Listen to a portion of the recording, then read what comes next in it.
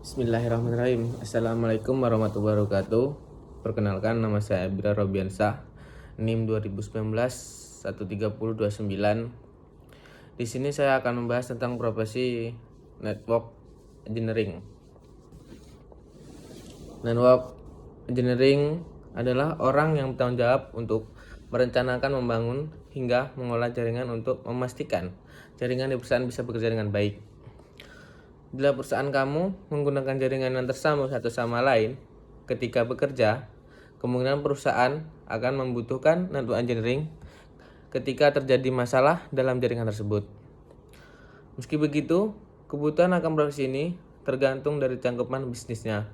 Pada bisnis yang terbilang kecil dan tidak menggunakan banyak jaringan, biasanya peran network engineering akan disatukan sebagai jabatan IT support. Seseorang network engineering mempunyai tugas utama, yaitu mengatur jaringan komputer, baik jaringan dalam skala kecil maupun skala besar, yang nantinya akan digunakan untuk pertukaran data komputer pada sebuah perusahaan, lembaga, dan sebagainya. Kehadiran serta tanggung jawab teknisi jaringan menjadi sangat penting guna kelancaran usaha, terlebih bagi perusahaan besar. Adapun pekerjaan seseorang network engineering biasanya akan seputar network administrator, desk jaringan, instalasi, dan maintenance komunikasi antar komputer yang ada di dalam sebuah perusahaan atau organisasi. Ada beberapa tugas-tugas seorang network engineering, yaitu yang pertama, melakukan monitoring traffic user. Yang kedua, melakukan troubleshooting. Yang ketiga, membuat planning dan topologi jaringan supaya mudah dalam troubleshooting. Misal, alokasi IP, address, VLAN, routing, dan sebagainya. Mengaplikasikan keamanan jaringan, misal membuat aturan firewall atau memblok akses network tertentu, website tertentu, dan lain-lain.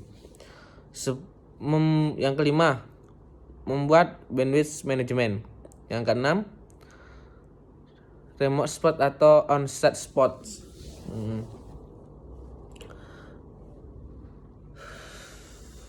Terus untuk penjabaran kode etik sesuai dengan profesi yang saya bahas ini, seperti penjelasan tentang apa yang terjadi jika OT tersebut dilanggar, yaitu yang pertama, berikut adalah etika profesi seorang network engineering kan.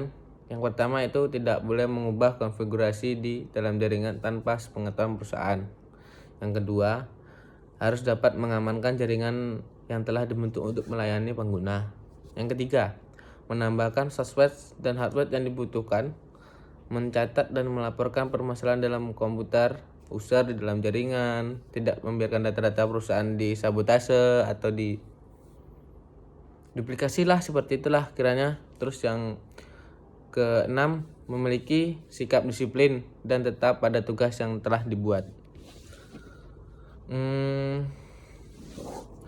Kalau apabila kode etik ini dilanggar, maka akan